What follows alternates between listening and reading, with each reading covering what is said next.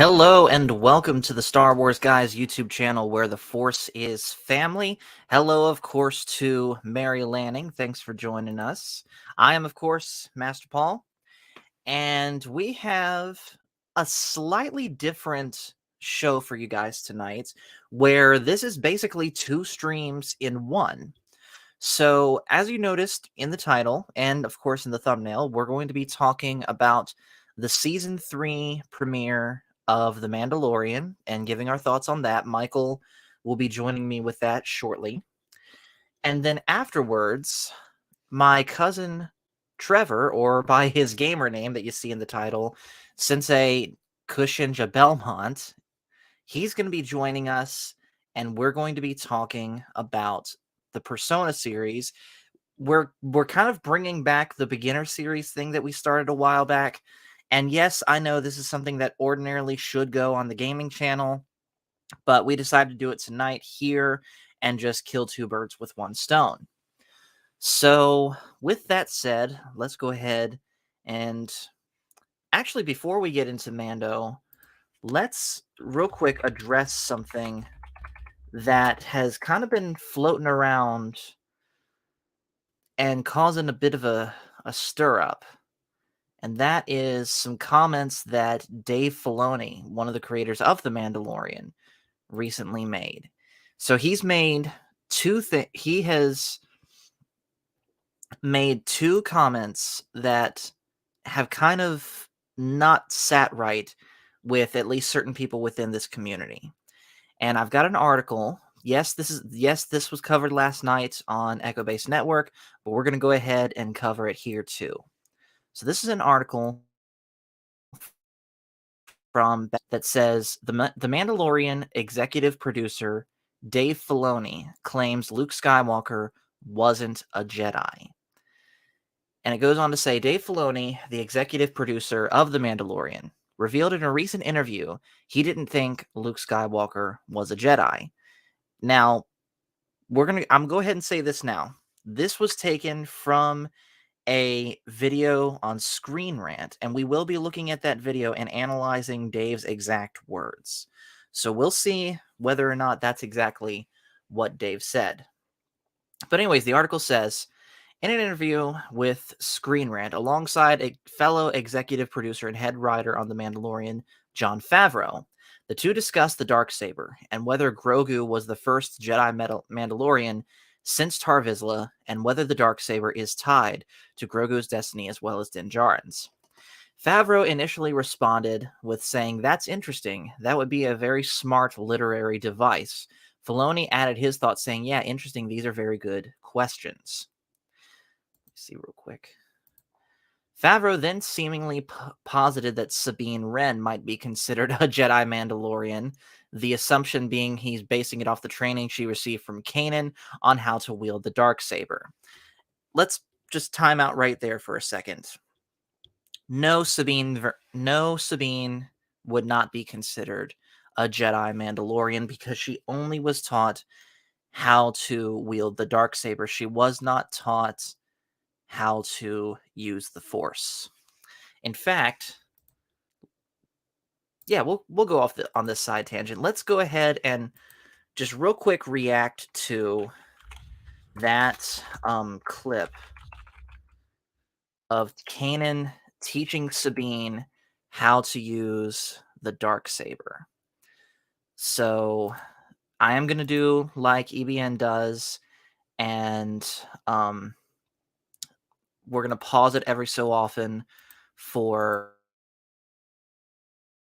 cop. But let's go ahead and get into this.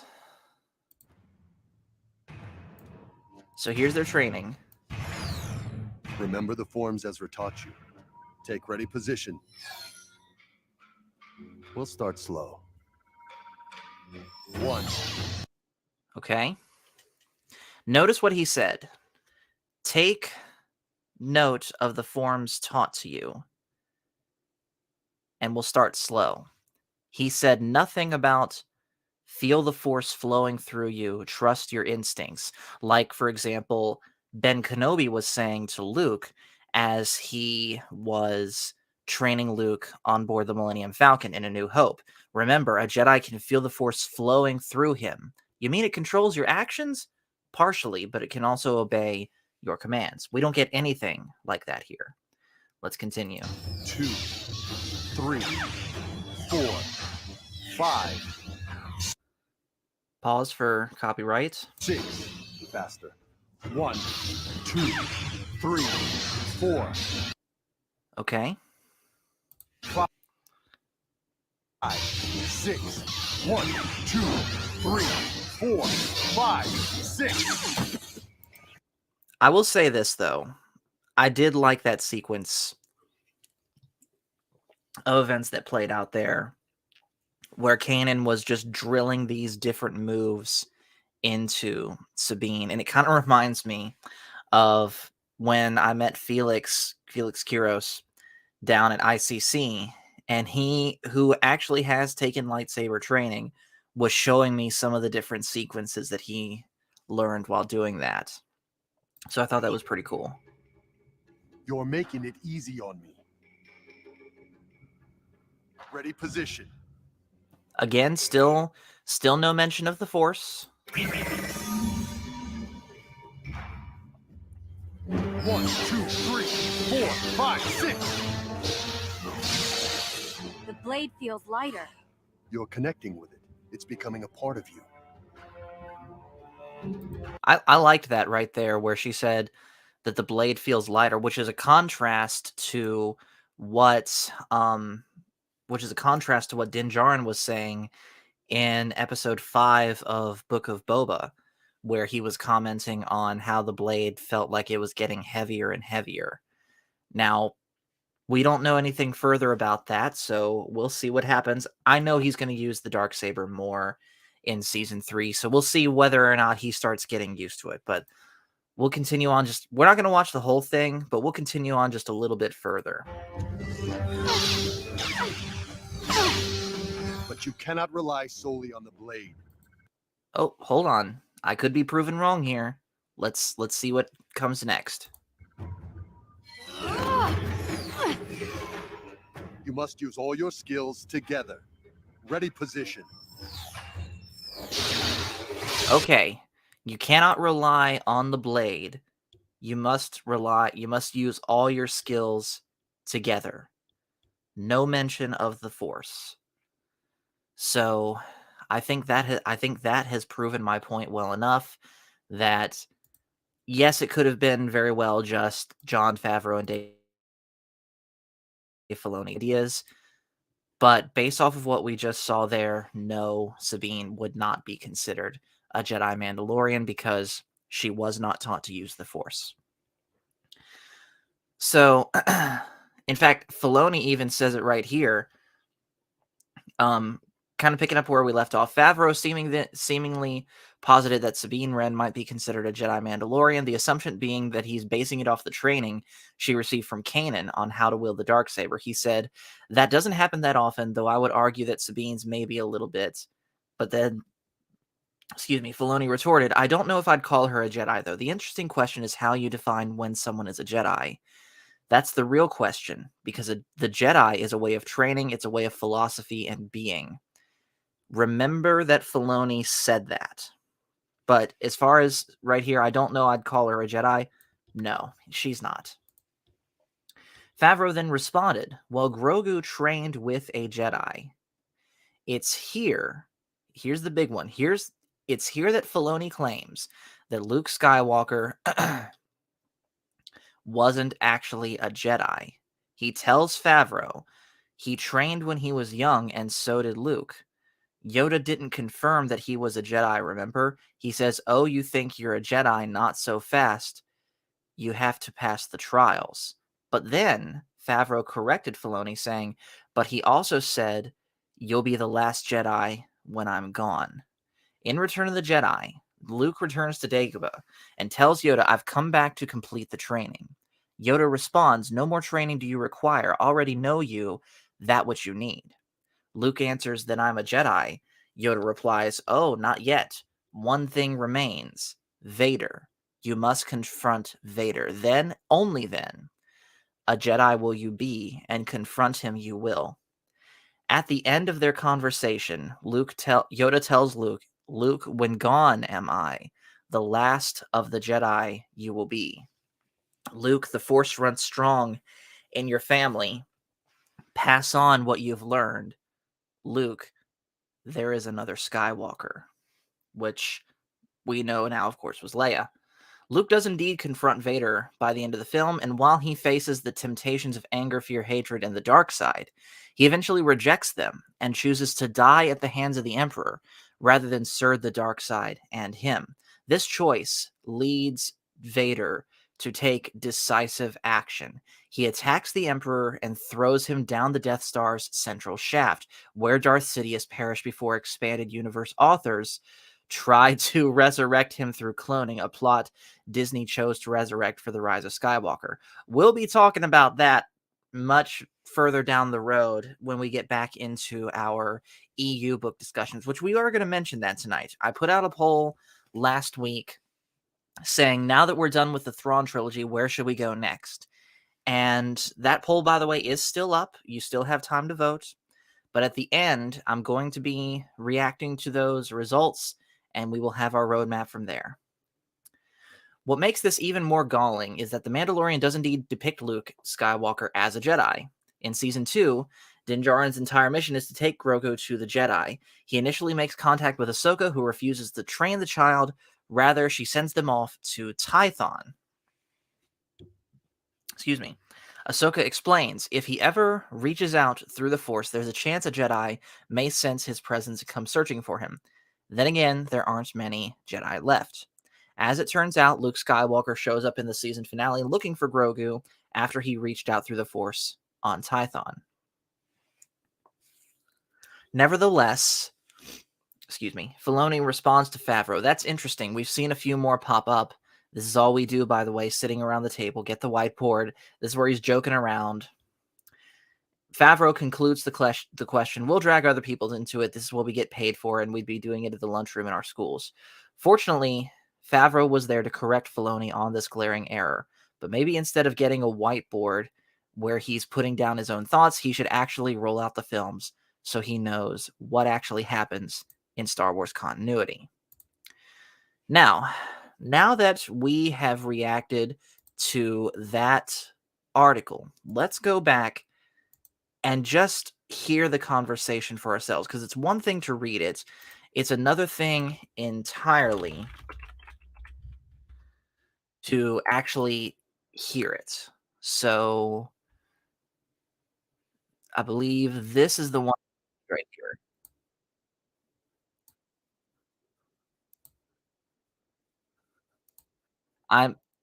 Right now I'm going through and skipping through so we can get to where we actually need to be. Maybe there is a timestamp. Okay, there's not a timestamp.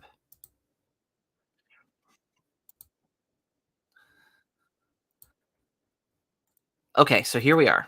So I found it. Let me go ahead and pull, and let's play this. That would be a smart literary device, wouldn't it? Yes. These are very good questions. Yeah, it doesn't happen that often, Yeah. although I would argue that Again, pause for copyright. Sabine is maybe a little bit Well, of I both. don't know if I'd call her a Jedi, though. That's it. The interesting question Dave is right there. She's not a Jedi. She did not get any training in the Force. is how you define, right, when someone is a Jedi. That's the real question, because a Jedi is a way of training. It's a way of philosophy and being. Well, Okay, pause again.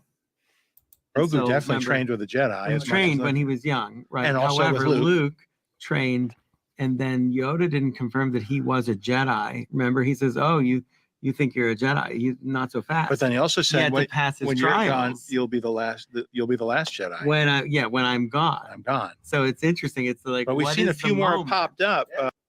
Okay, so now that we've heard that, it sounds like they were actually both on the same page. I think what happened, and again, this came from Echo Base Network last night, but basically, Bounding Into Comics took, honestly, an innocent conversation between Jon Favreau and Dave Filoni and blew it up into something more than what it actually was. They were both on the same page there. Favreau wasn't correcting him. Dave Filoni knew what he was talking about when he said, that scene that Luke assumed after Yoda said, "You don't need any more training." Luke said, "Then I am a Jedi." And then Yoda says, "No, not yet. You gotta fight Vader first, then you'll be a Jedi." So Dave knew what he was talking about. So basically, guys, when you see these, I guess you could call them rage bait articles, don't just react to what the headline says. Actually dig into it and find out what they're talking about. And who knows, maybe sometimes it is just that bad where your worst fears are proved true by that article. But also sometimes the headline can be misleading. And this unfortunately was one of those times. So both Jon Favreau and Dave Filoni still have, well, they had my trust before Book of Boba Fett, but you guys know how I feel about that. But at the same time, I do still believe that they are the best thing going for Star Wars right now. Yes, that may not be saying much, but at the same time, any chance we have to have good Star Wars, I'm going to support. And Pacific, yes, that's right. This was a clickbait article. Now, that was not initially part of the show. You guys get that one for free. But I shared that in a bid to buy time for Michael to join us. He has not yet.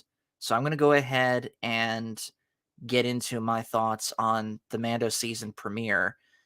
And then we'll get Trevor on here and we'll talk Persona. So, Mando season 3. I watched it the day that it came out. I didn't stay up late because I value my sleep too much.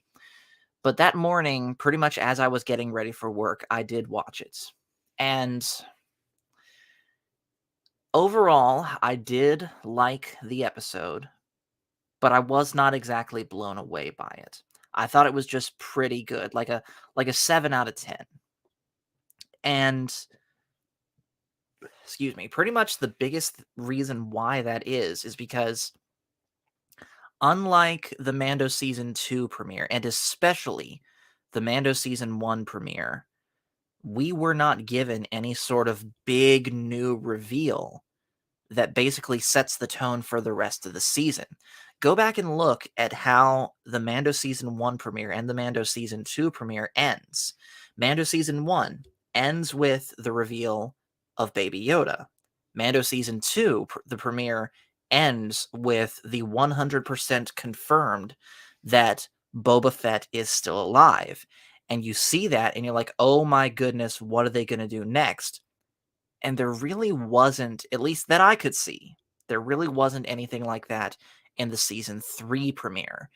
Mostly what we got was just reminders of stuff that we already knew. We see in the very beginning that admittedly really cool scene of all of the Mandalorians in the Children of the Watch clan. And they're on this planet and they're initiating a new youngling fully into being a Mando. And yes, by the way, that helmet does look like a toy, but you know what? I'm not gonna nitpick that. And then they get into a fight with that giant snapping turtle that some people had said was kind of silly, but I don't care. I liked it enough. And then of course Mando saves them, only to be turned away by the armor saying, "No, you're not one of us. You took your helmet off. And there's no way to redeem yourself now that Mandalore is destroyed." But Din's like, "No, no, screw you. I'm going to go find a way to do it." And so he goes back to Navarro, meets with Grief Karga, who, by the way, Navarro now is like a really nice, well-to-do, built-up place ever since the events of season 1, where Grief Karga took over after Moff Gideon and the Imperials were pushed off of Navarro. And basically, Din Djarin wants to bring back IG-11. Why that particular droid? Because he wants to explore the underbelly of Mandalore and try and find this, I guess you could say, sacred spring, so that he could bathe in that and be remade as a Mandalorian. So they try and bring back IG, but in the blast that initially destroyed him, when they brought him back, he defaulted back to his old kill Baby Yoda programming. And so now they have to figure out a way to do that. And there is a really funny line where Grief Karga, or one of his... Actually, no, it was his protocol droid. Where the protocol droid drops a bust of Grief Karga down onto... Nate, my friend, says, I thought it was an alligator that attacked, and my mind just said Space Florida. If that's true, then that would also make sense why the pirates look the way they do. But like I said, I like that line where the protocol droid drops the bust of Grief Karga down onto IG-11, crushing him and, stopping him. And Din's like, well, that's one way to use your head. I can see where I can see where other people would call that cringe, but that's my sense of humor right there. So I loved that. But then we get something that I know some people would have an issue with, and that is our first look, at least first look in a while, at the Anzellans. And if you're not sure what the Anzellans are, they are basically what Babu Frick was from Rise of Skywalker. Now, as someone that used to look for evidence that the Mandalorian was indeed, as certain rumors were going to say, that the Mandalorian was going to retcon away the sequel trilogy, I've since gotten over that, of course. This really didn't bother me. If anything, it proved to me that I made the right choice, the more sane choice, you can almost say. No offense to anyone that believes the rumors, but it proved to me that I made the right choice in getting off of that, jumping off of that ship. So the appearance of Babu Frick's species did not bother me. It's not something I personally would have done, but if indeed all roads do lead to the sequel trilogy, we are going to start seeing signs of that if we haven't already. So yeah, it didn't bother me. And then there's a shootout that happens with some pirates, a space battle that happens with some pirates, and we get a look at the pirate captain, who looks like if Davy Jones was made of seaweed. And that's probably like the one decision that I really did not like about this episode, is just how they made him look. I get it, they're trying to come up with new alien designs because, it's a big galaxy. Aliens can look like anything. But that design just wasn't for me. And I know we're going to see more of it. This is not the last time we're going to see this guy. So who knows? Maybe it could still win me over, but it just was not a good first impression. And then finally, we go to this one moon over Mandalore where Bo-Katan is. And I remember the day that this episode came out, I went into work, and I have a friend who works in the IT department of of where I work. His name is Jenkins, and he has been like one of the go-to people that I talk to about the new Star Wars shows as they're coming out. And he initially said and pointed out reasons why he didn't like that scene where Bo-Katan is just walking into that throne room, I guess you could call it, where Bo-Katan is. And he made the point of, why are you just sitting there? Why aren't you out doing something? And me personally, I didn't mind it that much, especially when, the conversation gets started and Bo-Katan basically says, ever since I lost my grasp on the Darksaber, everyone that was with me left me. And Bo-Katan pretty much confirms that. Real quick, Nate says, it would have been funny to have Davy Jones' theme from Pirates of the Caribbean with the pirates' since. Yeah, it would have been. It would have just made it even more of a joke, honestly. And Mary Lanning says, "Did you laugh at the bad baby line?" I mean, I chuckled a little bit, but like I said, this ties to the sequel trilogy aside, those tiny little alien things just aren't for me. But anyways, and Nate says she's a cursed ruler, maybe. Yeah. So far from what we've seen, yeah, I wouldn't I would go so far as that she's led so far a cursed life, not just being a cursed ruler, and that's going as far back as her having the falling out that she did with her sister, Satine. And then of course Satine dies, Maul takes over Death Watch and she's kicked out of that. And yeah, I would say that she's had a cursed adult life as a whole. But basically, Bo-Katan ridicules Mando for trying to still follow this one cult-like belief within the Mandalorian system, but Din Djarin is adamant about it. I'm going to find that spot on Mandalore where I'm supposed to and atone for my sins. And I'm calling it now that by the end of this season, the Armorer and Bo-Katan will have met up because we see them in the poster together. They will have met up. We're going to have that big debate of what's right.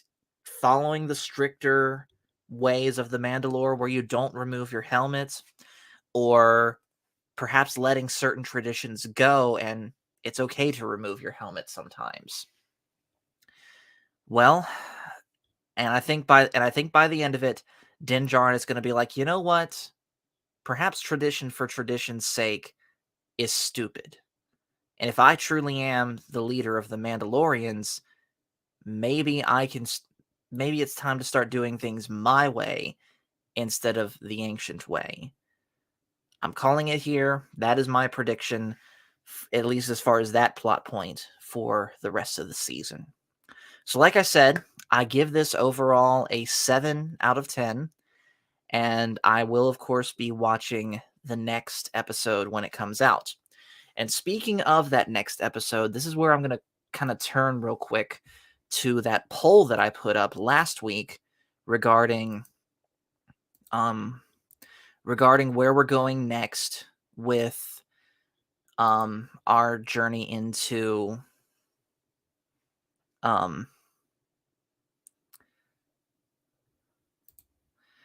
Black Dragon says, before you say welcome, I've been watching from just about the beginning, just had nothing to say. But thank you for confirming my giving this series up after the Skywalker reveal. Yeah, and we've had this conversation before, Black Dragon. I understand your reasons for giving it up. But yeah, I mean, you said thank you. I feel like I have to say you're welcome, but at the same time, that feels wrong. So I'm in a bit of an awkward spot on that one. But yes, that did happen. And yeah. So let me bring up my community page. So last week I made a poll because last week we were talking about Book 3 in the Thrawn trilogy. And I put up a poll at the end of that show asking, now that we're done with the Thrawn trilogy, where should we go next in the EU books? And I gave you two choices: continue the New Republic stories or go look at the Old Republic, like the Darth Bane and the Darth Revan books. Well, as you can see here, we are at a dead tie, still 50-50. So since we're at a dead tie, I'm going to go ahead and break this tie and say that we are going to continue the New Republic stories. Now, with that, Phil sent... Black Dragon says, "Don't be. If you enjoy it, then I'm happy for you. I'm just done with the BS." I gotcha, and that applies to everyone. If you are not watching The Mandalorian, I can understand your reasonings for it. But if you still want to watch it, like I do, then absolutely more power to everyone, no matter what side you're on. Now, let me real quick go back into my DMs with Phil. He sent me a whole bunch of books as far as where to.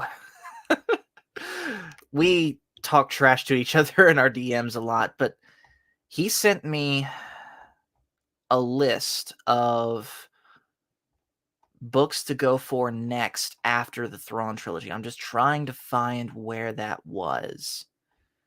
Okay, so we're scrolling through all of our Black Sabbath talk. We had that stream, by the way, on his channel. I would recommend it.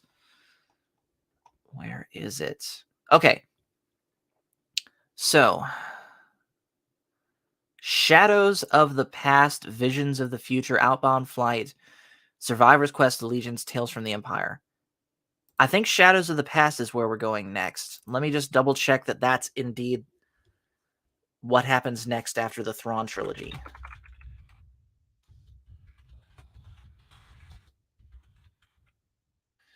Let me just double check here.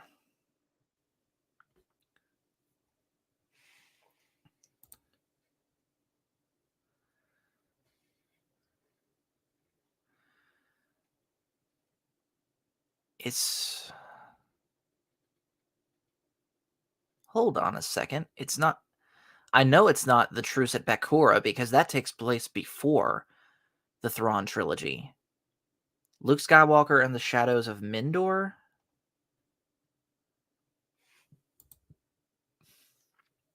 I don't know. I will get with Phil at some point between now and next week and get clarification as to what happens next. So with that, that closes the book on Star Wars, and we are going to go ahead and bring on Trevor, my cousin, or as he's known, at least within our Smash Brothers community, as Sensei Kushinja Belmont. I'll let him explain that name. And he's going to come on and give us an education in a JRPG series called Persona. Now, this is something that he's been talking about pretty much since day one of us working together where we work at. Nate will back me up on that. And he's gotten me into the series. I've been playing Persona 5. In fact, that's what I've been doing when I've not been streaming. That's kind of why the channel's not been as active as it's been. But he is a self-proclaimed encyclopedia on the Persona series. So I thought, let's do another beginner series and have him come on and explain the Persona series for us all. So we just got to wait for him to come on. And let's see. He also, by the way, sent me a message on Facebook saying, can I suggest a tiebreaker for the Darth Bane books? I've been reading them a lot and I love them.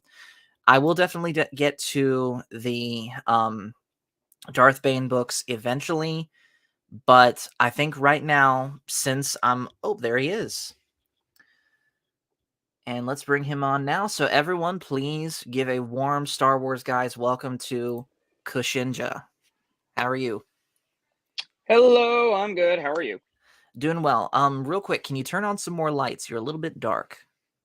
Let me see. This work? Yep, that's perfect. And I like your shirt, by the way. Thank you. I actually wore it because, Star Wars guys. Of course. So, Also, I gotta show you. I'm not surprised that you have that, but his eyes look all weird. They actually sold him that way. Oh my goodness, that is bring that to work tomorrow. Actually, he's in my work backpack anyway, so you were gonna get to see him to begin with. Oh yeah, I definitely want to see that. But anyways, that's kind of just a sneak peek, guys, into what we're talking about tonight. So, as I already said, this guy is a self-proclaimed encyclopedia on the Persona series. So I thought, let's bring him onto the channel. I know this is something that usually happens on the gaming channel. I will be streaming this game at some point over there, but for now, this is an introductory course into Persona. So, Trevor, the floor is yours. So the Persona franchise is actually a spin-off of the Shin Megami Tensei series. It was originally a Japanese roleplay series that okay, I'll say this: Shin Megami Tensei was not doing too well back when it was just Megami Tensei. Mm-hmm. So they made a spin-off thinking that might fix things. By the Lo way, and behold, look who's popped into the chat. hello Nate, how are you? For those of you who don't know, I work with Paul and Nate as well. Yes, We and work at the same place. and we are cousins. Yes, we are. I'm sure you could tell that as we interact throughout this. Yes. Now, the first two Megami Tensei games sucked, and that carried over to their spin-off series, Persona.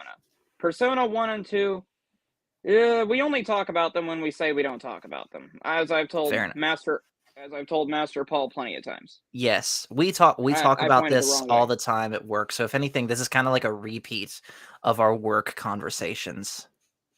So it looked like the Shin Megami Tensei series would die off, which 3 revived it, but this isn't about Shin Megami Tensei. So throwing that out the window, I don't know which way I'm supposed to be doing this. That's okay. Throwing that out the window for Morgana to make the cat noises.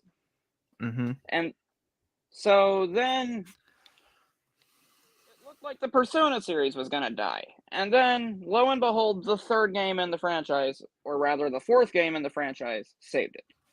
Mm-hmm. Here's why I say the fourth game. Persona 1, okay, it was well and good. Persona 2, they got the bright idea to divide that into 2 games, and I'm pretty sure that's why it failed. And side question, is that the one that you initially found for like $450 at our local retro store? Dude, I looked in their case full of their expensive games, and I saw a copy of Persona 2 Innocent Sin for $450. And I'm like, dude, that's like half my entire paycheck right there. And that's a PS1 game, am I right? Exactly. So I think they did remakes of 1 and 2 on the PSP, but they weren't much better. I don't know. I'm of the mindset those 2 games deserve a modern day remake. Yeah, I can But see anyway, that. this is why I say Persona 3 is the 4th installment of the franchise, because in all honesty it is. And then we get Persona 4 and the latest and greatest entry in the series, Persona 5 Royal. Yes. It has Go ahead. So yeah, Persona 5, that's what I've been playing, and so that right now is what I'm the most knowledgeable about. Yes, I've been playing it on the Switch too. So that's kind of where we're going to be focusing most of our attention tonight, because you said it yourself many times offline, Trevor, that yes, Persona 3 is what saved the franchise, but Persona 5 and its sequel, Strikers, is what made the franchise what it is today. Is that correct? That is true. Now, I am going to say this right now. Persona 3 and Persona 4, they are definitely incredible in their own rights. Persona 4 is one of my top 10 favorite games of all time. And look, I am a huge gamer, and to make it in my top 10, you done something right. Of course. I will say 3 is the least favorite Persona game I've played, probably because I played it last. Mm-hmm. And because I played Portable on the Switch, and Portable's like the Wish version. But, by the way, here's my PS2 copy of 4. Okay, I see that. And here's my PS2 copy of FES. 3 Which FES. is the definitive way to play Persona 3, correct? I would say so. And I also have Persona 5 Dancing in Starlight. I'm still learning this camera. What is you've not told me about this. I thought I told you there were Persona dancing games. No. Well, I actually haven't played these yet because I've had so much on my gaming plate. And there's Persona 3 Dancing at Moonlight. Okay. So, with that, let's tackle this big question, which again, you've told me this, but for the sake of the people watching, each Persona game is not connected to each other, correct? It's just They kind of the same so universe. so they all happen in the same country of Japan. They all happen in the same universe. It would be perfectly feasible for these characters to meet up and know each other. They just happen in different years. Like in the events of Persona 5, the Persona 4 characters are in their mid-30s. Or the Persona 3 Oh, characters are wow. in there. Yeah. By the time of Persona 5, the Persona 3 characters are in their mid-30s. I did not know that. Real quick, I I'm going to actually break in and say hello to Hephaestus, if I said that right, who says, "Good morning, the Star Wars guys. 1 a.m. here in the UK. The Force is family. The Force is family indeed." And yes, it hello is. to Everest Productions, Crit, who says, "Did you enjoy the Grogu show?" I did. Just to catch up people that are joining now that missed my Mandalorian discussion, I did enjoy it, but I wasn't like blown away by it because in essence this season 3 premiere was just a reminder of information we already knew instead of giving us some sort of new big reveal to get us hyped up for the rest of the season, much like season 2 and especially season 1 did. So I gave it about a 7 out of 10. We'll see what happens with next week. Sorry to interrupt. Go ahead. You're good. You're good. No worries. So wait, what were we talking about? Sorry, I We were have talking basically been. the last thing you said was that by the time of Persona 5, the characters of Persona 3 are in their 30s. Yeah, so I actually just learned that recently. Sorry, I've been Dory today. You just ask Nate; he'll tell you. I'm sure I'll hear about it So tomorrow. so the Persona franchise looked like it was going to die, but then 3 came along, and then they made Persona 3 FES, which stands for Persona 3 Festival. And it is the definitive edition because it has the side story known as The Answer, which is like a story for Igus. Okay. Unfortunately, Portable was never able to allow that story to be part of it. So I think I'm going to load my my copy of 3 FES into my PS2 and play The Answer sometime soon. Okay. And real quick, hello to Thrawn. Thanks for joining, man. And Nate says, "I like the name, The Grogu Show." I mean, let's be honest. I like it. Ever since he appeared, that's kind of what it's been. So let's refocus now to specifically Persona 5.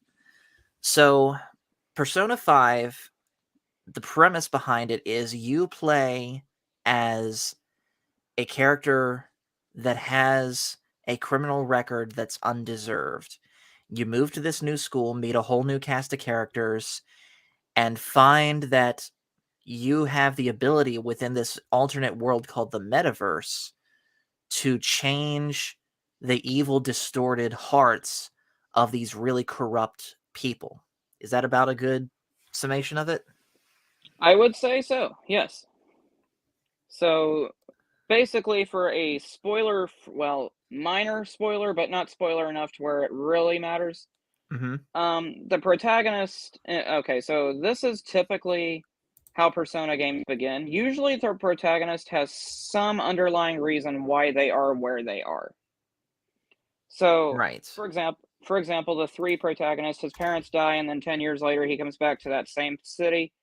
Persona 4, his parents went away for a year, and he had to go stay with his uncle. Persona 5, Renamamiya, which is the main character's canon name, he had his life messed up by a politician who was sexually assaulting a woman, and when he got caught and someone defended the woman, he decided to I lost my train of thought. Yeah. He decided to shush. He decided to put it all on the kid and ruin his life. So Yeah. yeah, kind of a scumbag. What'd you point down for? What'd I do? Oh, sorry. Hephaestus said 9 watching and only 2 likes. Come on, guys and gals. Right? Thrawn says Persona 5 is one of maybe 3 or 4 games I've 100%ed in the last decade. Wow. That is impressive.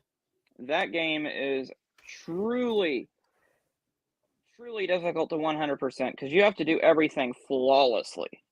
Mm-hmm. Like I just recently tried it and I screwed it up. So I'm like, okay, I'm gonna abandon the guide, just play to the best of my ability and just hope I get the true ending. See, my thing, I never really cared to 100% it because there are certain confidants that I just don't really care about. Right. Like, for example, like I was just telling you the other day about how I think there are plenty of characters in the Persona games that are just forgettable. Yes, which we'll talk about a few of those tonight.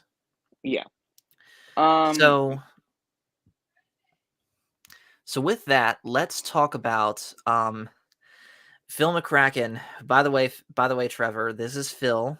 He is the resident troll around here. He's our pet troll, and he says, "Does Persona games have an easy mode?" Not Yes. just do Persona games have an easy mode, they have a quote unquote story mode, which is basically the story with, I think, as minimal combat as possible. Is that right, Trevor? Not so much that as it is that if you die in combat, you're automatically resurrected full health again. So yeah, I'm not playing on that story mode, Phil. I do play on easy mode, but even I have my limits on how easy I want it.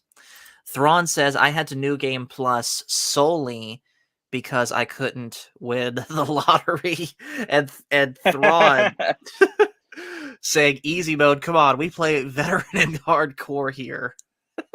I always play on the normal difficulty. Sometimes hard if I'm feeling like a challenge. Right. Yeah, I was playing on normal before a certain fight got too hard, and then I had to back it down to easy. But anyways, Yes, the one fight that gets everybody. yep. So with that, let's talk now about certain characters from Persona 5 and just, I guess, a brief description of their story and what you think of them. Starting, of course, with the guy that you were holding up there in your hand. Do you call him Ren Amamiya or Akira Kurusu? Because I've heard both. I think Akira Kurusu was the canon name that the fandom came up with before he had a canon name. So Ren is 100% his canon name, correct? I believe that is his dev intended real name because I think that's even what they use in the anime. Yes, it is. And side note, can you hold up the amiibo for him again? Yeah. So this was how I first heard of this character, was his introduction into Smash Brothers. Which, side note, Kushinja is where that comes from. Can you real quick explain your Kushinja name? So I am myself and Paul both. We are part of Mhm. a Smash Bros team called Team Danky Kush. We are a group of mostly casual Smash Bros players who just seek to have some fun and maybe get a little bit better in the process. Yes. And our team leader, I'm not going to name any names here because I don't know if he wants me to. He decided to pick the green ult of Donkey Kong one day and call him Danky Kush because our leader smokes weed. Yes. And the rest of us just kind of went along with that theme. We named the team Team Danky Kush, and then the rest of us came up with Kush-related names. And being I main Greninja in Smash Bros, Kushinja became my name. And where I main Sora, I'm Keyblade Kush. And Now, one of the party members doesn't like that. Oh yes, he hates Sora with a passion. And I also have went by other names. I play Byleth a lot. He's my co-main, and I was called Professor Kush at one time, I think. I play King K. Rool a lot now, and I went by King K. Kush for a while. And I've had other names in my time as well. Right. So anyways, getting back to the Persona characters, let's talk now again about Joker or Ren. So what you're seeing here is his, I guess you could say, superhero mode, where he's in the metaverse. This is the form that he takes when he's doing the things that he does. Outside of this, he looks like a normal Japanese high school student. But what can you say about this guy? So I would say he is a prisoner of fate, and I believe that's even how the game describes him. Basically, he was just in the wrong place at the wrong time. He got roped into a whole mess, and it turned out that mess actually was for the better. He made several friends. He got to exact revenge on the person that ruined his life. He got to change the heart of corrupted individuals as well. Read this real quick. Oh, I read it. Don't worry. Hey, Nate. Which, if you guys don't know what that's just an inside joke between the two of us and Nate and Michael. And Thrawn says, and he was punished for doing the right thing. Exactly. And I think that's the idea that Persona 5 was trying to get through. You can do the right thing all you want. There will still be punishment for it, but it also sends the message that even the worst individuals can have a change of heart. Yes. So let's talk now about the namesake of the series, the personas themselves. How would you describe them? So a persona is a physical manifestation of somebody's personality, hence why it's called a persona. And if you look at a persona and then look at the person wielding it, most of the time you're like, that makes sense actually. For example, Ryuji, his persona being Captain Kidd, he's a skeleton riding on a floating pirate ship with a gun for a hand. Right. Tell me how that would not make sense. Yeah, absolutely. So Joker's persona specifically, he has a special ability that no one else does, where he's the wild card, where he isn't just limited to one persona. He could have, gameplay limitations aside, unlimited personas, and thus that's why he's called Joker, because he's the trump card of the party, right? That is correct. And every Persona protagonist, excluding 1 and 2, because I haven't played them, so I don't know. Every Persona protagonist has been a wild card. So Makoto Yuki from 3, Yu Narukami from 4, Joker from 5, I guess from 3, even though only in the answer, and even Goro Akechi. Which we'll talk about him in a moment. So, yes. Real quick, Thrawn describes it as a mix between Pokemon and mythological creatures and beings from all cultures. Would you say That is that's about right? correct. That is correct. In the Shin Megami Tensei franchise, they take religions and cultures that have been believed in real life and turn them into demons or mythological beings for, well, fighting purposes and story reasons. And they kind of carried that over to Persona as well. This is what Joker looks like in his not superhero form. This is how he looks as a normal high schooler. And what he's wearing, that's the uniform of his school, Shujin Academy. That is correct. So let's move on to the next character. We're gonna go kind of in the order, at least of the main party that we meet them. And let's talk now about. Are we gonna talk about strikers and touch base on 4 and 3 a little bit? A little bit. All right. Now. So this is An, and she is the first, at least she's not the first to officially join the Phantom Thieves. That's what the group is called, but she's the first that Joker meets. So what's your rundown on An? Basically, her whole deal is she is destined, or determined, I should say, to prove that she is more than just her looks.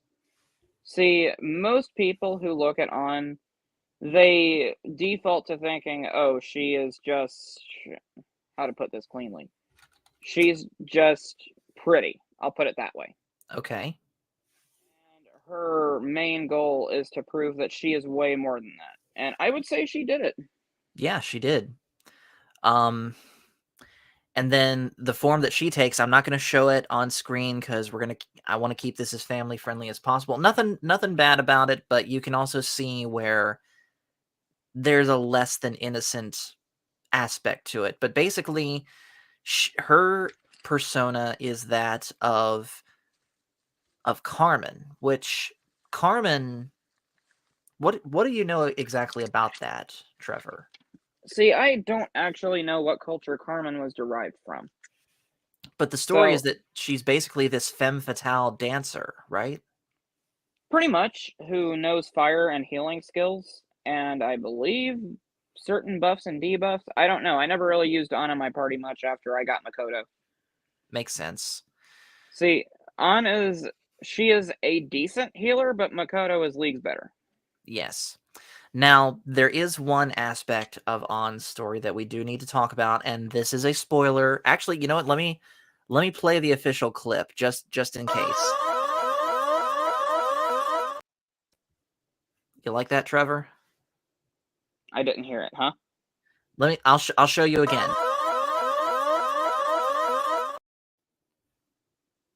Ah, yes. Yeah. You saw that, right? Yes, I did. Spoiler alert, I saw it. Yeah. Thrawn says there's a few parts of the game that are very M, as in rated M for mature, and a form-fitting red spandex suit is definitely one of them. And Actually, Thrawn just DM'd me some. Oh, hold on a second. I like that, Thrawn. I'm gonna bring that on screen real quick. Trevor, you're gonna get a kick out of this. But Thrawn just DM'd me a collector's item 5 where he actually has Joker's mask. holy cow, I want one. Yeah. I mean, go ahead. For those of you who don't know, when we did our Halloween dress up where we work, I was actually Joker.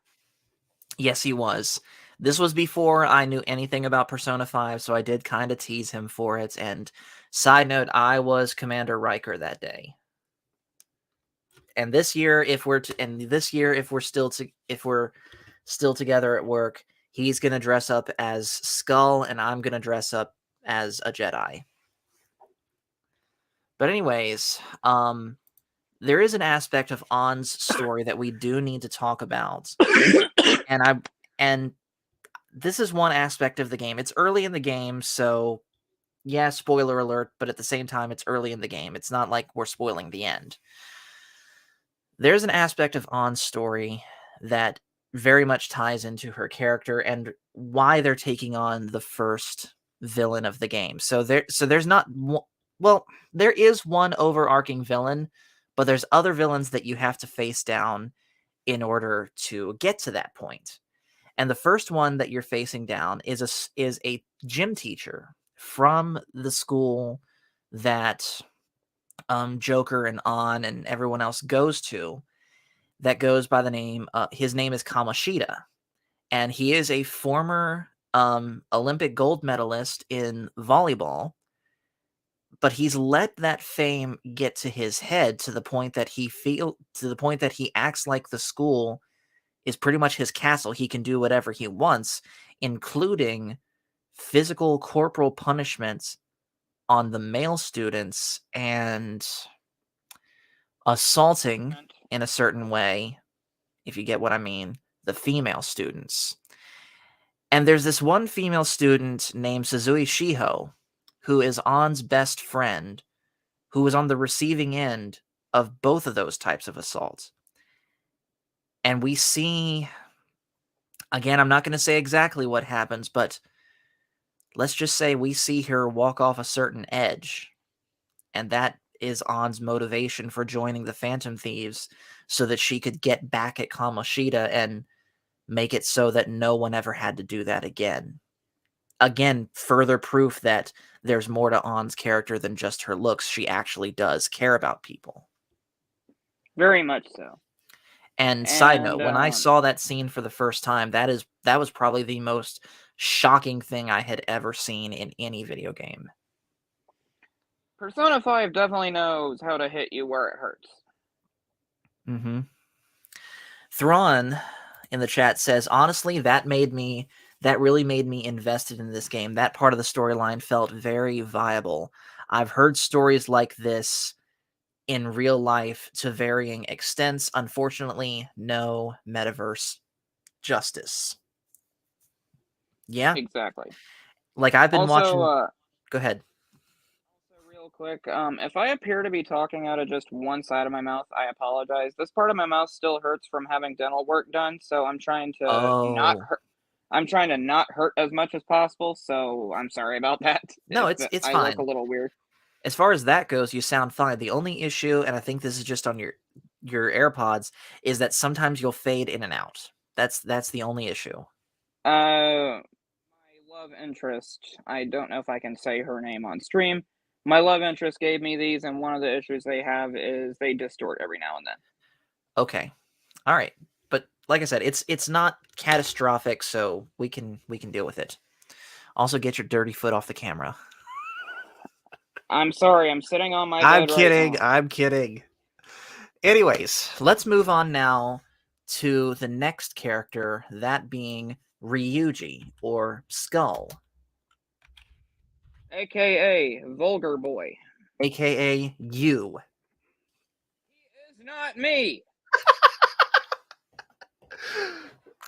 So, anyways, Skull is, or Ryuji rather, is the protagonist. Like, yes, he meets On first, but they weren't friends yet. That was just a hey, how you doing sort of thing. Ryuji was the first person that Ren really made a connection with. Is that right? That is correct. See, in every Persona game, there is a character who fills in the best friend role, Mm-hmm. and Ryuji just so happened to be the 5 one for that. Just like in 4, it was Yosuke Hanamura, and 3, it was Junpei Iori. Yes. And Ryuji had his own motivations for wanting to take down the evil gym teacher, that being the fact that he used to be part of the school's track team, but when Kamoshida came in to fill, I guess you could say, the head athletics coach position, he had an argument with Ryuji, and just to piss him off, brought up his less than stable family life, and things got physical between Ryuji and Kamoshida, and that involved Ryuji's leg getting broken and basically him getting exiled from the track team because of it. This is correct. And just as a quick fun fact, if you really pay attention to Ryuji's game model in the game, I don't know if this is present in the metaverse, but at least in reality, if you really pay attention, you will notice his game model walking with a limp. Mm-hmm. But despite all of that, and despite his outwardly vulgar mannerisms, he is still a good person, and his side story, or rather his confidant ranking as it's called in the game, shows this, where he's able to over time make peace with the track team that he left. I've only completed his confidant once, but I can safely say he was able to make amends. Yes. So, like we already said, Ryuji's persona is that of the pirate Captain Kidd. And also we already mentioned this, but every persona has their own elemental strengths and weaknesses.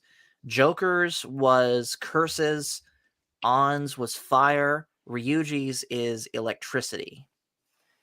And also another thing. Go ahead. That a running theme in the Persona games that you will notice, the powerhouses usually have electricity tied to them. Mm-hmm. And by the way, Thrawn says, and the gym teacher systematically destroyed the team members as well to divide them against Ryuji. Yes, and we see Ryuji have to sort of deprogram them from that after Kamoshida's downfall. This is correct, yes. So, one more character we're going to talk about, and then we're going to shift gears away from the characters for a moment. And that is, you already held him up, and that is the cat Morgana, or as he's known by his code name, Mona. So Bonafide, Monafide. Yep. There's the plushie for him with his googly eyes. But for those, hold on. Paul, can I ask you to do something for me real quick? Sure. Can you find Mona's all-out attack screen and show them? Sure. Before I do that, let me bring up his normal his normal appearance in the game. So this is how Mona. Whoa, hold on. Let me see if I can zoom this out. Okay, so that's how he looks inside the metaverse. In real life, he's just a normal black and white cat that just happens to be able to talk to his teammates. So let me see if I can find what you're asking for, Trevor. Seriously. This is okay. So this is comedy gold. this is what Trevor's talking about. And when I first saw it, it was something really. He's just sitting in the chair with a cigar. It is comedy gold. It is.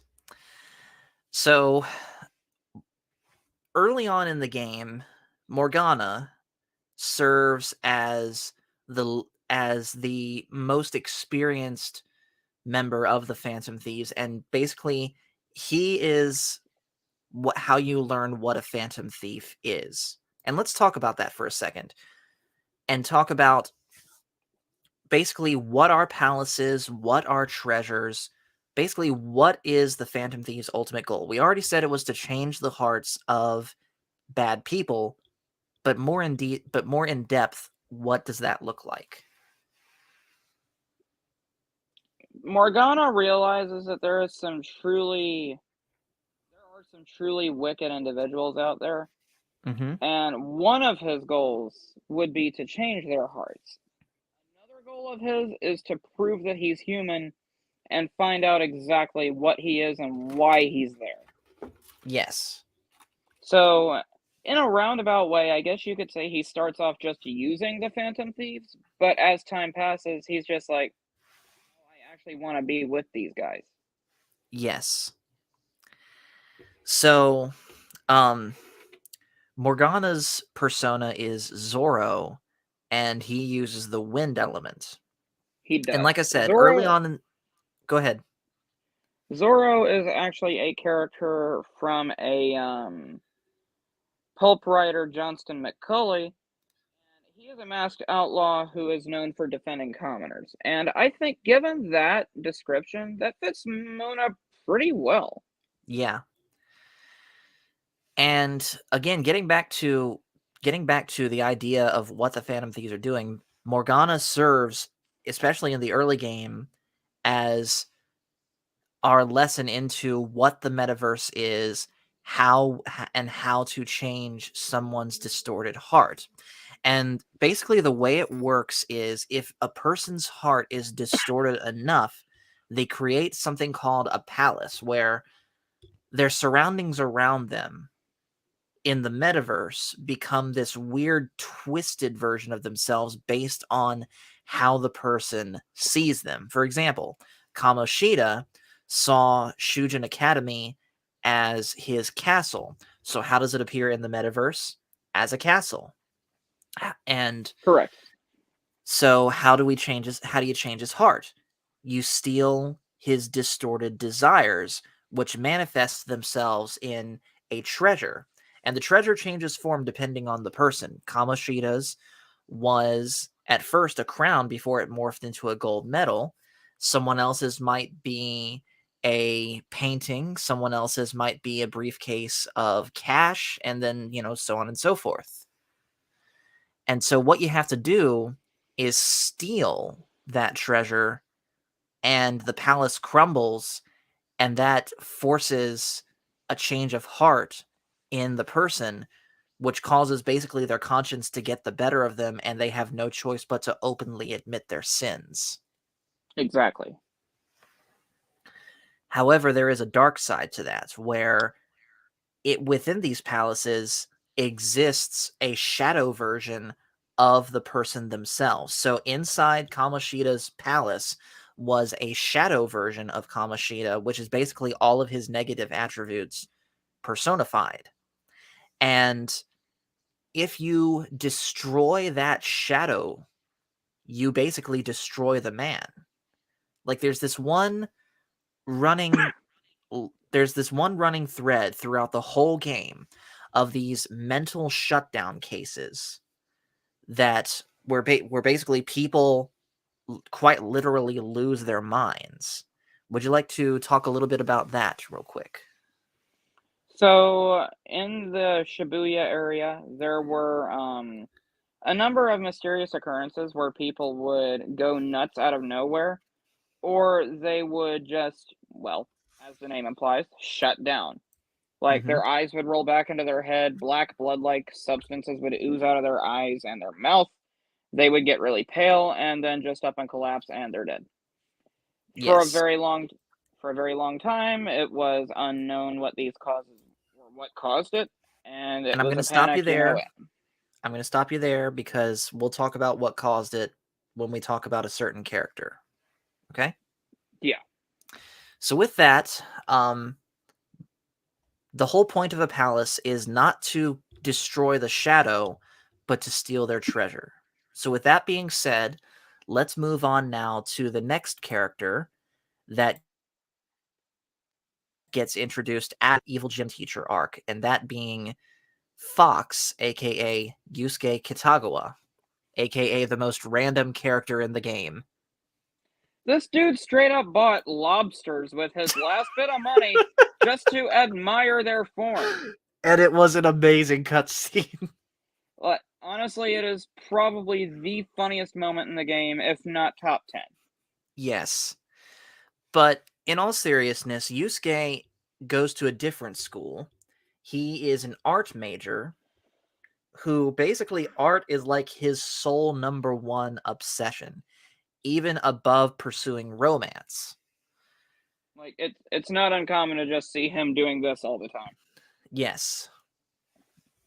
And his story basically takes over Palace number 2, where they have to redeem his art teacher, because as it turns out, his art teacher had just been stealing his and other students of his work and claiming it as his own, including something very dark that he does with Yusuke's mother. Yes. So I'm gonna try to explain this without really spoiling, but that's basically impossible.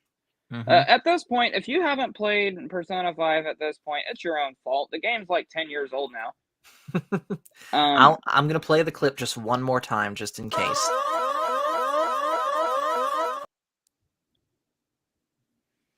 Okay, so I drew a blank. Oh yeah. Sorry, this happened to me multiple times today. Of course. So the thing with Yusuke is his mother painted a self-portrait called the Sayuri. It was redeemed or received as one of the best pieces of art ever.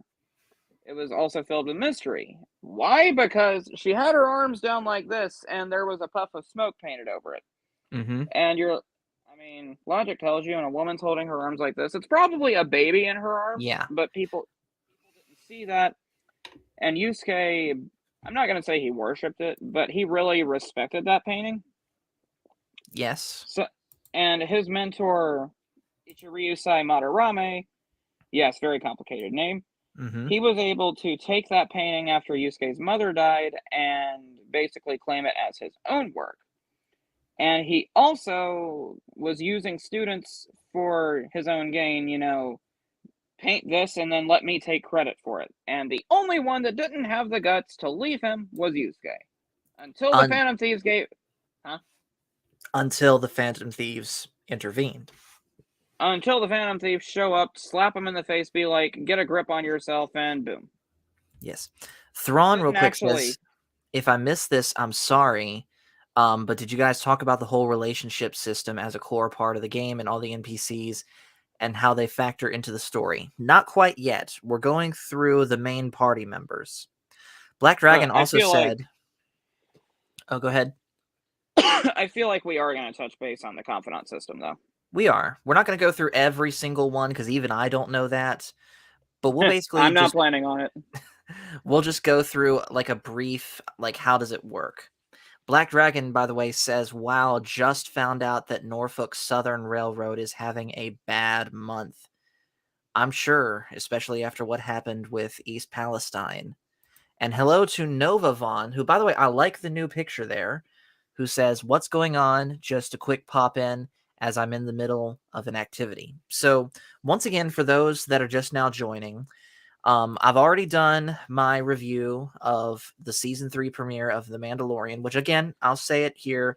I gave it a 7 out of 10. I liked it okay, but it didn't like blow me away. And there really wasn't any sort of new information that was given, at least that I could tell. It was mostly just reminders of what we already knew. And Black Dragon says they just had a second train derailment in Ohio. Oh my goodness. Wow. That is not good. Yes. I'll DM you after this, Black Dragon, to get more details on that. And then Thrawn says, yeah, just in general, it totally makes Persona unique, especially compared to Shin Megami Tensei, but most other JRPGs in general. Yes. The Persona series stands out in way more ways than one. Yes. So, sort of wrapping up our thoughts on Yusuke, he has to come to terms with the fact that his teacher, who pretty much raised him as a son, is just a general piece of crap, and they have to change his heart. And that leads us to the next character that we're going to talk about. Let me bring her picture on here. Makoto.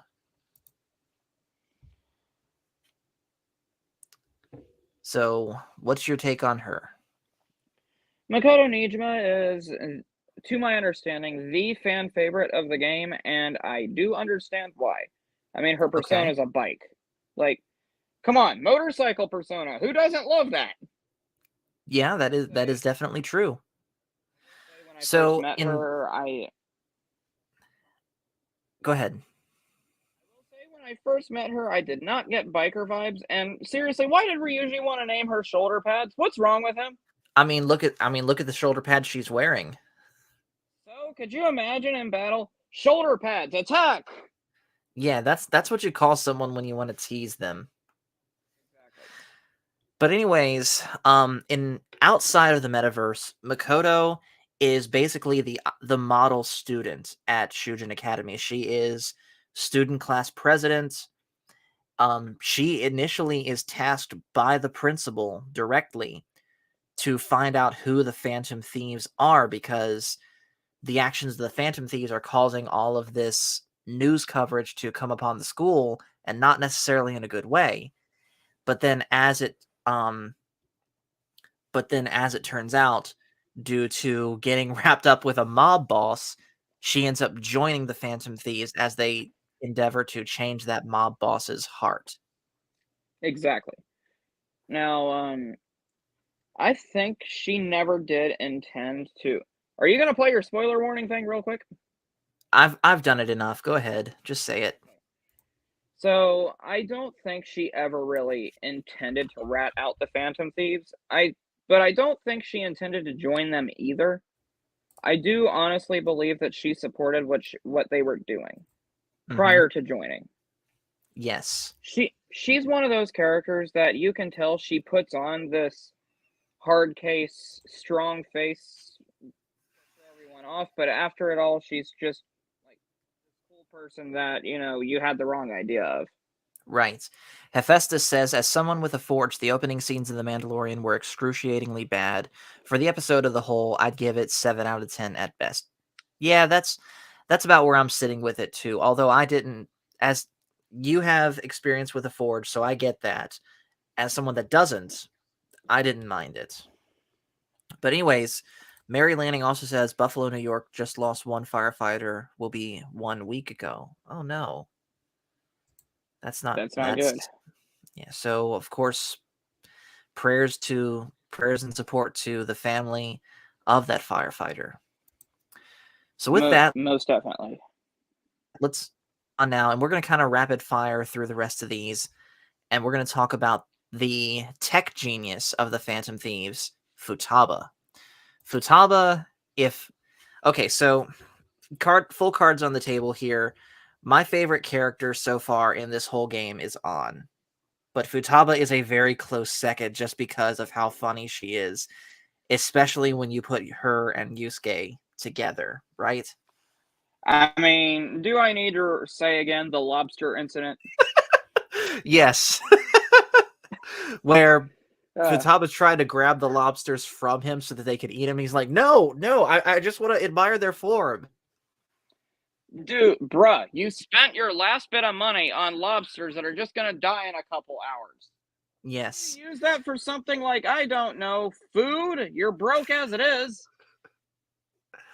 So, but all seriousness though, Futaba actually, at least to me, again, I'll say this now, I have not played the full game yet.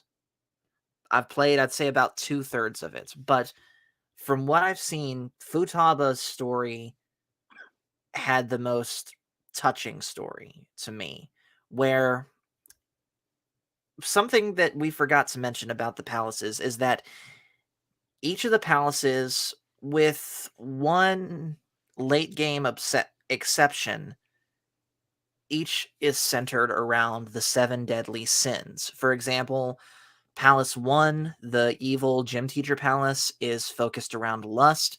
Palace number 2 is vanity. Palace number 3 is gluttony.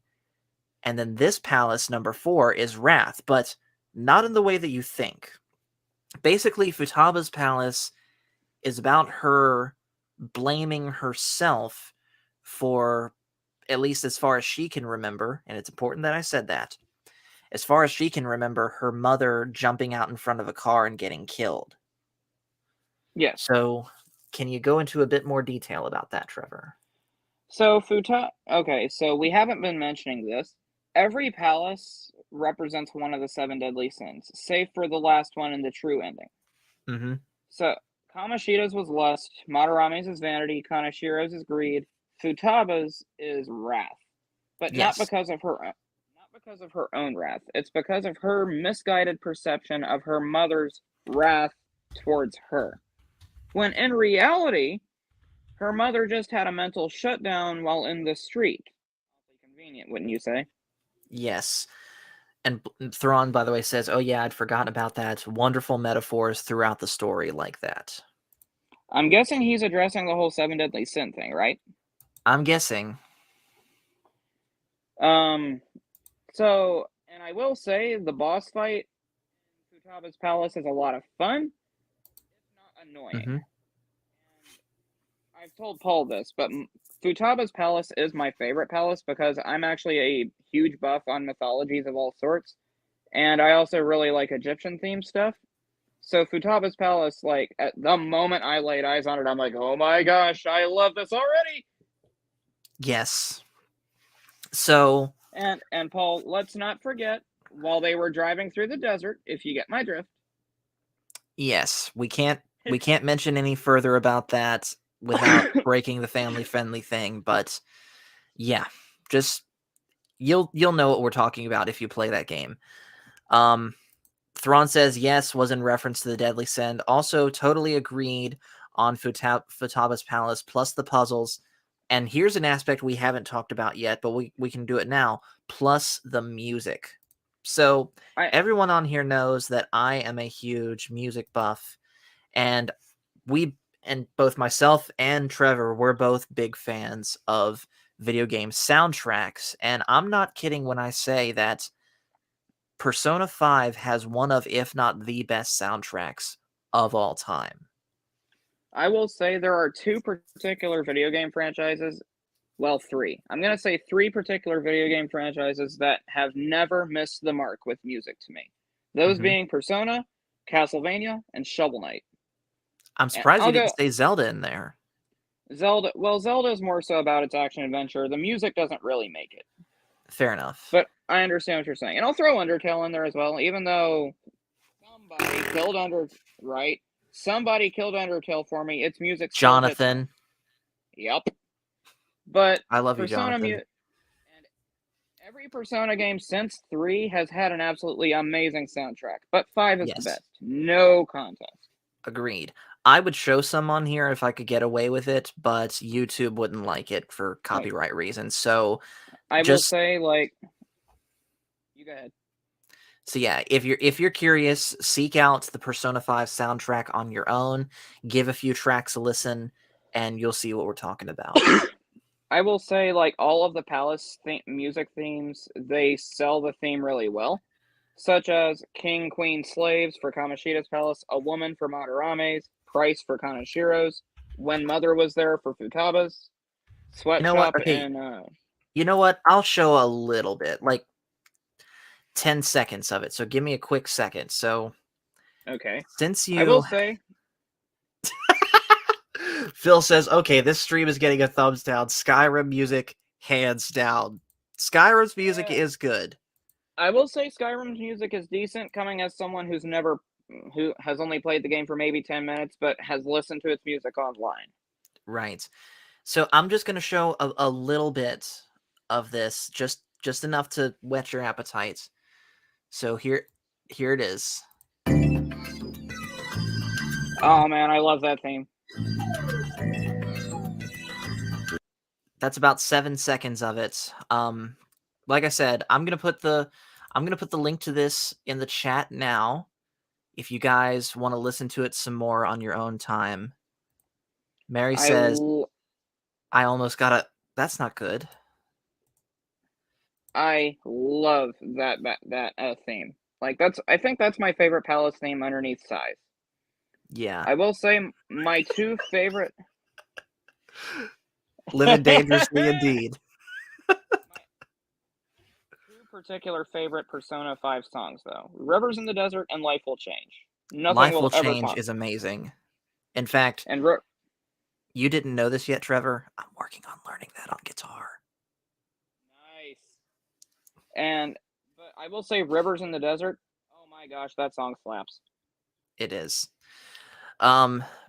Thrawn earlier said, Persona is super interesting because every game feels very different. Same creators, but very jazz-focused in Persona 5 versus more pop, maybe in Persona 4, and rock in Persona 3. This is true. I am going to say this, though, since you mentioned that Persona 3 is rock-oriented. As much as I love the Persona 5 soundtrack, you guys have not lived unless you've played Persona 5, specifically the metaverse portions of it, while listening to Black Sabbath.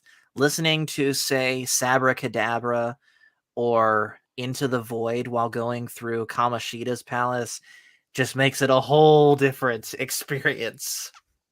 Yeah, you actually showed that to me while we were on lunch one day. I did. But I will say Persona 4's soundtrack is also really good. A couple of my favorites are Time to Make History and Reach Out to the Truth. Yep. Persona 3, the only song that really stood out to me was Battle Hymn of the Soul. Right. By the way, and I'm sure Thrall will agree with me on this one, any Persona fan worth anything must know Aria of the Soul or Hymn of the Soul. Yes, that soundtrack belongs to an aspect of the game that we'll talk about once we're done talking about the characters. Yeah. There's two more we're going to talk about, and then we'll switch topics. But I will say I'm going to make a very... Go ahead. You distorted for a second. Oh, whoops. I will say I'm going to make a bold statement here. If you do not know Aria of the Soul / Hymn of the Soul, you are not a Persona fan. So with that said, let's talk now about Haru, aka Noir. She is the last of the main cast to join the Phantom Thieves, at least of the cast that carries over to Strikers. And the scene where she is introduced is hilarious. So I gotta explain a little bit. You need to take a hint. I gotta explain a little bit of what happens in the story for this to make sense. So by this point in the game, the Phantom Thieves ranks have filled out, and Morgana is starting to feel kind of left and useless. You know, throughout the whole game, him and Ryuji have been having banter between the two of them, but that banter is starting to really get under Morgana's skin. And eventually Morgana's just has enough and says, fine, I don't need you guys. I'm going to handle the next palace on my own. He gets his butt kicked and meets Haru and basically tries to start over the Phantom Thieves with just Haru, who initially goes by the code name of the Beauty Thief. And Morgana tries to get Haru to talk smack about the other Phantom Thieves, and she is just terrible at it. Like, literally, like, just saying to everyone, saying, like, enough small talk, when she was the one that started the small talk. Saying to one of the party members who was quiet the whole time, you need to take a hint. And she's like, what? But the funny stuff aside, Haru, basically in real life is the rich daughter of the CEO of a fast food company, and he is actually Palace number 5, and that's where I left off before I decided to try and start over and 100% everything. But her motivations for wanting to take down her father, what can you say about that, Trevor? I don't think it was out of malicious intent. I do believe that she genuinely wanted to see her father turn back into the good man he used to be. Mm-hmm. And I think everything went well until something happened. Yes. Real quick, Thrawn says there's a video I'm going to recommend, a channel that breaks down a lot of the Persona 5 from the music theory. Alex Mokala, I hope I said that right, music. This guy has great video game stuff in general. Okay. I will definitely be looking at that. And of course, Phil is being his troll, saying 20 thumbs down because Skyrim, we said, wasn't as good of a soundtrack as Persona 5. And I stand by that. Yes. So But let's pivot away from the characters again for a moment and talk about another aspect of the game, something that's been in every single one of the Persona games, the Velvet Room. yes, now the Velvet Room, it's very interesting because it never takes on the same appearance to the same guests. Well, kind of, but kind of not, because Phantom Thieves all wind up in the Velvet Room at some point. It's weird. But Mm-hmm. depending on the person who's forged the contract, it takes on a different theme. In Persona Yes. 3, it's an elevator that is constantly moving. In Persona 4, it's a limousine, and in Persona 5, it's a jail. And every single time, every single version of the Velvet Room, this guy always appears. This guy's name is Igor. So what can you tell me about him? Igor has been in the Persona franchise since the very start. He is like the one character everyone into the Persona franchise must know. Mm-hmm. His entire character is meant to give the lesson that appearances are deceiving. Because when you first look at the guy, you're like, oh my gosh, he's about to kill me. But he actually turns out to be a really good guy. Yes. Except for certain parts of Persona 5 where it's revealed that that's not really Igor. Exactly. Yes. And then, also, why is Igor not in Strikers? Dang! Nate says, I'm with Phil. Bethesda has some great songs in their game. Yes, they do. And Thrawn basically describes Igor as Metaverse Pinocchio. What do you think about that, Trevor? I mean, it's not wrong. Look at his nose. True. He also says we should have a post-stream listen-along of the Persona 5 soundtrack in Discord. You know what? I agree. Let's do that. We'll meet up in the Discord immediately after this. I'll put on YouTube and we'll just listen to some of the songs together since I can't do it here. I'm not in that Discord, but let me know what you guys think of all that. We will. I'm So, actually real quick, I am planning on getting Discord sometime soon, so I'll hit you up when that happens. okay, I'll make sure that you are part of mine. Alrighty. So, now that we've talked about what the Velvet Room is, let's talk about what its purpose is. Its purpose is to serve those who are bound by a contract of fate. Mm-hmm. And Igor, being the leader of, well, the leader, more like the boss of the Velvet Room, it is his sole responsibility and purpose to aid them as well. Right. And mostly you use the Velvet Room for creating new personas, where throughout the game, like we've already said, you will catch other personas from the ones that you fight, but you can only hold so many at a time because, game limitations.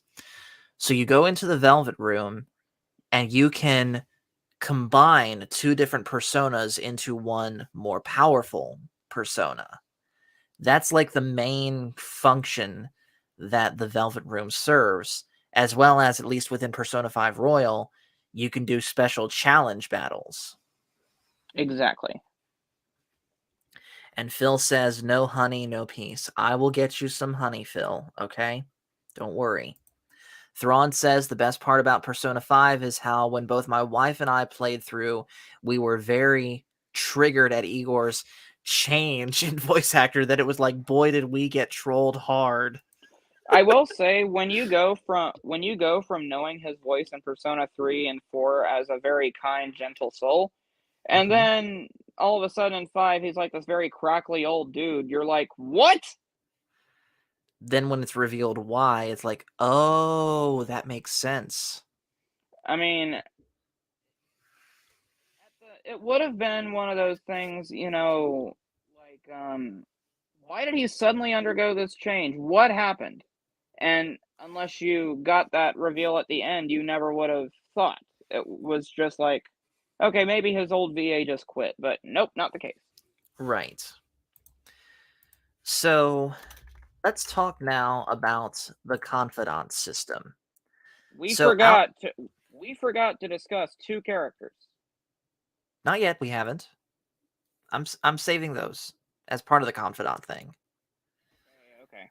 So the confidant system is basically something that no other game has, where by intentionally going and hanging out with certain characters, both part of the Phantom Thieves and outside of them, you develop a relationship, sometimes a friendship, sometimes romantic, with these characters that translate over to special abilities that you can do within the metaverse anytime that you're going through a palace or going through mementos, which we'll talk about that in just a moment.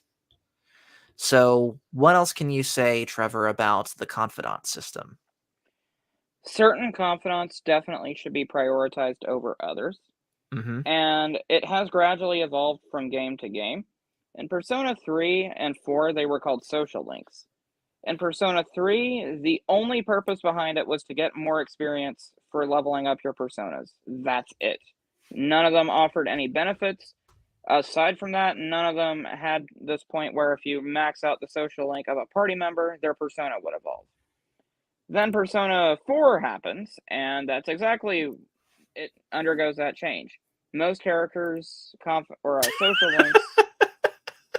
Did I spend all my time with Tei Takemi, or as I call her, Doc? No, but I wanted to. I like his sense of humor. Then in Persona 4, they changed it. I keep going back to 3 and 4 because I like this talking about the series history. I hope you don't mind. No, it's fine. In 4, some of the social links, well, all of them, started giving you actual benefits as it progressed. And then at the end, you would get like this final ability for it that is super good. Or if it's a party member, their persona would evolve into something even better than what it is. Yes. And then in 5, they kept that and put it on steroids, I guess you could say. Right. Now, within Persona 5 specifically, there are 3 characters that we both agree are like absolutely mandatory to max out their personas if you want to get the true ending. That being Sumire/Kasumi, Dr. Maruki, and the guy that we constantly disagree about, Akechi. And let's start with him first, shall we? So all three of these characters are required to get the true final ending of Persona 5 Royal specifically. Mm-hmm. And by required, I mean you must max out their confidants. I think Maruki's is the only one that is truly required, but Akechi and Sumire are very strongly recommended as well. Yep. Or Kasumi if you haven't seen her other name yet. Correct. Okay, so pull the dude up. All right. Would you guys like to see the face of a murderer? I can't say the thing that goes with this motion on screen. That's what sucks. I know. Don't worry, I'll get it for you. I'll get you for Without it it work looking- tomorrow. Does it count if I wasn't looking? But anyways, this is Trevor's, I would say, favorite video game character of all time, not just of this game. Is that correct? That is correct. And the reason Goro Akechi is my favorite game character of all time is because of how deep and complex his story is and how well written he is. Dude, you gotta admit, despite how much you hate him, he is very well written. I know, and I'm not disagreeing with that. He is, at least from what I've seen so far, very well written. I just don't like the role he's given. I will say, I believe firmly that he has not really done all of these murders on his own volition. He is the puppet of a politician who puts him up to a lot of this stuff. It's Right. unknown. It's unknown whether he takes pleasure in doing it or not, but he is put up to doing all of it. Because if you notice, he doesn't kill unless he's under orders to do it. Mm-hmm. Or unless, he lets his rivalry of Joker get the best of him. Yes, which by day he serves as a student detective, basically a detective who's also a high school student that is working with the police and the public prosecutor, Miss Sai Nijima, who, by the way, is Makoto's sister. Who, by the way, is voiced by the legendary Elizabeth Maxwell. Who also voiced Urbosa in Breath of the Wild for any Zelda fans watching.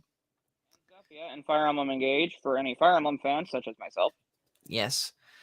They're all working together to try and catch the Phantom Thieves. But Akechi becomes friends with Joker, not knowing at first that he is one of the Phantom Thieves. But over time, we see that friendship crumble to the point that Akechi comes to outright hate Joker. So can you talk a little bit about that?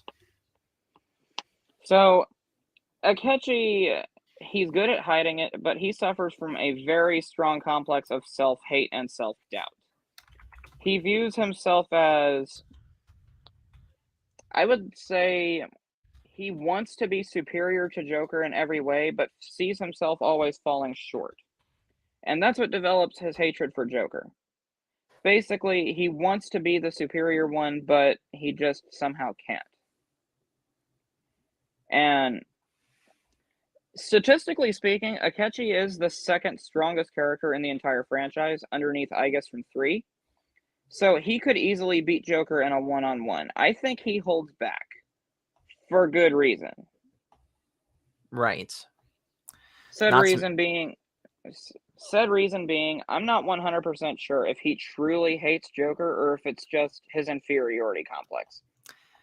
I can't comment since I haven't gotten to that game yet. To that portion of the game, I'm only going by what you told me.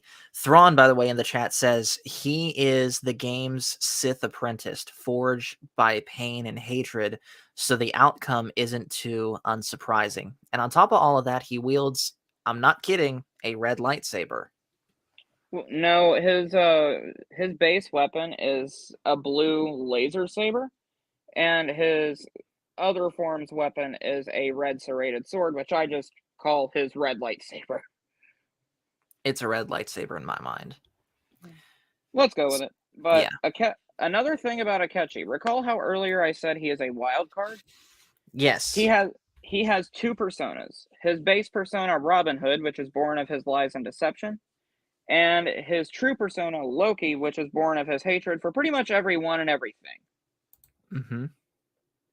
And then later on in the game, if you max out his confidant, get the true ending, and then blah, blah, blah, both of those personas will merge into Hereward, which I believe is a combination of lies, deception, and hate. Right. Let's talk about the next character that is required to, well, not quite required, but still highly recommended to max out their confidants. And this is someone that's unique to Royal, Kasumi, or Sumere. Yes. Plagued by tragedy. Mm-hmm. She serves as like the unofficial, at least the way I see it, like the unofficial little sister to Joker. Would you say that's a good description? I see her as more of the cute girlfriend that you want to protect, but the little sister role also fits. Mm-hmm. Where it's kind of hard to talk about, again, based off of what you've told me. I haven't gotten to this part of the game yet, but based off what you've told me, it's kind of hard to talk about her without talking about the third character, that being Dr. Maruki. So Kasumi and Sumeri were once two separate people. And side note, Mary Lanning says that this looks like Mara Jade. I could see it with the reddish hair. But anyways, Kasumi and Sumeri were once two separate people, twins. And long story short, Kasumi ends up dying. And Sumere, in her grief, turns to Dr. Maruki for help. And Dr. Maruki, how do you put it, Trevor, brainwashes her into believing she is Kasumi? When you put it that way, it makes him sound like a bad person. But I would say that's accurate. Right. But he's not a bad person. That's the thing. The thing with Maruki, he is a genuinely good man. It's just his methods are what made the Phantom Thieves go against him. Right. Thrawn, by the way, says, oh, and what I love about these games, too, they love their Fight Club type story twists, the ones where they literally tell you throughout the game what's going on, but you miss it until you know it. That is exactly right. And side note, hello to Leia Rose. Thanks for joining. So let me bring up a quick picture of Dr. Maruki. Which, by the way, his voice actor passed away last year. Rest in peace. Mm-hmm. Man, Billy Kometz is one of my favorite voice actors. It crushed me when he died. Yes. By the way, I just found out something. Did you know that the principal of Persona 5, Principal Kobayakawa, I think he was voiced by Richard Epcar, the same guy who voices Raiden in the Mortal Kombat games and voices one of the villains of Kingdom Hearts. Actually, now that you mentioned something, I noticed the connection. Yeah, that's him. Now that I think about it, Raiden in Mortal Kombat 11 and Principal Kobayakawa sound exactly alike. Mm-hmm. But anyways, here is Dr. Maruki, the school's guidance counselor, which I'm just now noticing he's wearing flip-flops and a tie. Who does that? Dr. Maruki. That's who. So anyways, what can you say about this guy? Okay, so Dr. Maruki's life has been a lot of pain and anguish. And what he does to try to spare everyone else. So his intentions are pure. Mm-hmm. But those pure intentions turn into a distortion of sorts, and he generates a palace, which is the true ending palace. Yes. He gains the power of his persona, and he's able to use it to, again, brainwash Sumire into believing she's Kasumi so she can cope with her sister's death. And he's a genuinely good man, and I love the guy. And also late in the game, he's able to create his own alternate reality where he quite literally gives everyone what they want. But there's a critical flaw. It is false happiness. Yes. He he never learns how to give everyone true happiness. He just gives them what they want, thinking that'll bring them true happiness. And something I have had to learn in real life the hard way, what you want isn't always what will bring you true happiness. Exactly. Thrawn, by the way, says this is how you write an antagonist. He is not a villain. Thank you. I like this guy. I liked him from the get-go, but thank you. And I think that's what makes Mariki such a good antagonist, because he's not a villain. He is just a very well-written, good man who winds up having a misguided philosophy. Exactly. So, with that, let's talk about one final aspect of the game that we haven't talked about yet, that being mementos. So, we all know that there's plenty of bad people out there, but only like the true out and out scum of the earth develop their own palaces. So, what happens to the rest of the people? Basically, mementos, at least but the way that Morgana explains it, is that it's everyone's palace. It's everyone's collective cognition. And gameplay-wise, the best way I can describe it is it's like, I hate using this example because I don't like this dungeon, but it's like Temple of the Ocean King from Phantom Hourglass, where it's that one dungeon or palace that you continuously go back to, and eventually you fight, at least before Royal, the final boss there. Yes. What are you doing? My dad just told me to walk the dogs, so I had to step away from my room for a minute. Oh, I gotcha. Can we see the dog? Tucker. There he is. That's Tucker, by the way, guys. And My everyone, dog. please send all the prayers and support that you can for Tucker. He's actually dealing with diabetes right now. And paying for his treatments is proving to be a bit of a hassle. Yeah.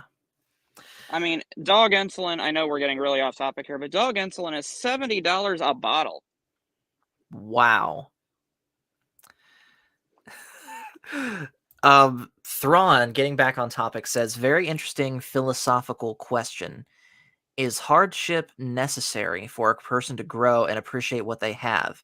That's a heck of a thing for a game to take on, and this does it flawlessly. That is very good philosophy. Mariki wants to, in his good-heartedness, he wants to give everyone the easy way out so they don't struggle. But that's the thing. Taking the easy way out and not struggling does not allow you to grow. No, it causes you to stagnate as a person. Exactly. And I agree with Thrawn. The game took on that theme absolutely perfectly. And of course, you've got plenty of support pouring in from the chat for Tucker's case.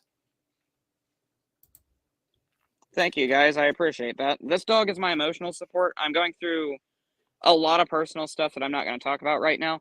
Guys, the support is very much appreciated. Thrawn shares a quote here. He says, if you hold on, life won't change. And that is true. Yeah. And Phil, again, trolling, he says, hey, where's the pooper scooper and bag? Our dog do whatever in the yard and keep it laying there.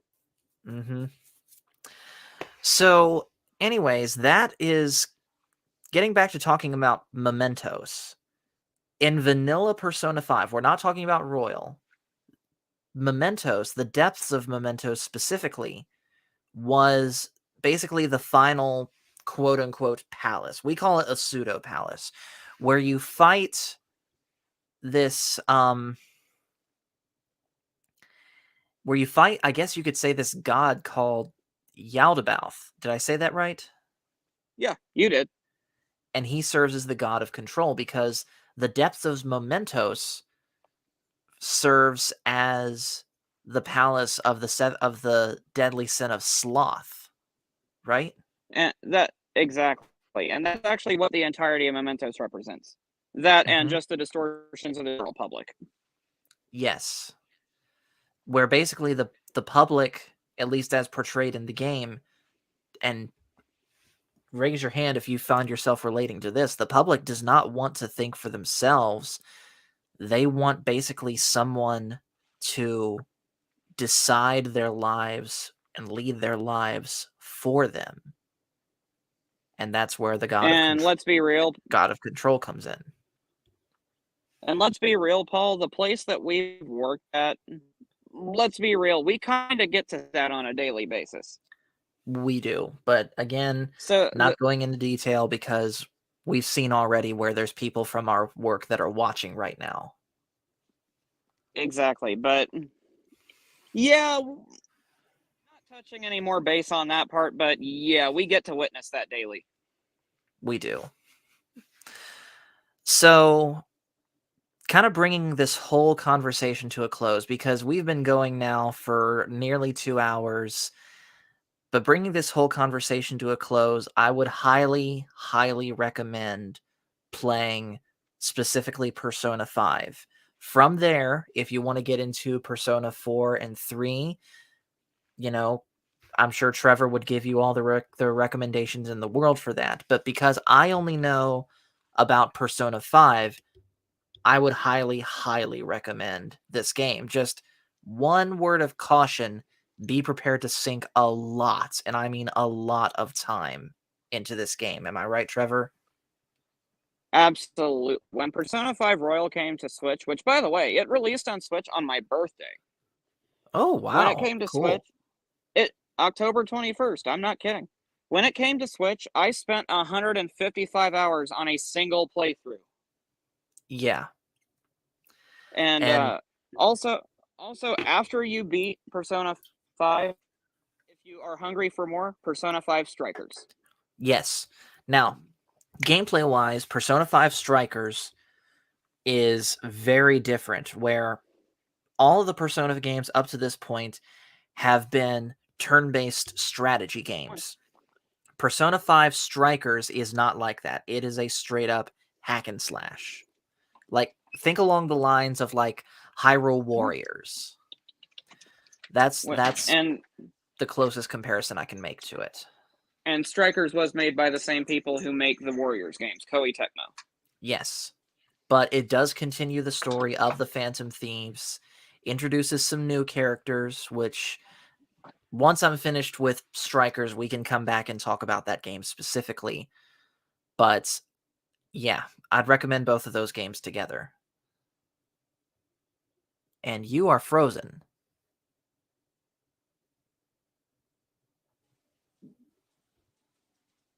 There you are. You just froze up for a second. Yeah, my internet dropped out of nowhere. Sorry about that. Oh, no, it's fine. Okay, so after you played Strikers, you were saying? I said after I had finished Strikers, we can get back on this channel together and talk specifically about that. But basically, I recommend both of those games together. And then from there, if you want to get into 3 and 4, you're certainly welcome to. And I will say this, if you are a fan of fighting games, Persona 4 Arena Ultimax, which is a direct sequel to Persona 4. So I would definitely recommend that. And it also involves the 3 cast. Interesting. Thrawn, by the way, says, I love 3 and 4, but in terms of modern gameplay, 5 is really a few orders of magnitude above the others, and specifically get Persona 5 Royal. That's the complete version, basically, with many gameplay mechanic improvements versus Persona 5 Original, and a third more story.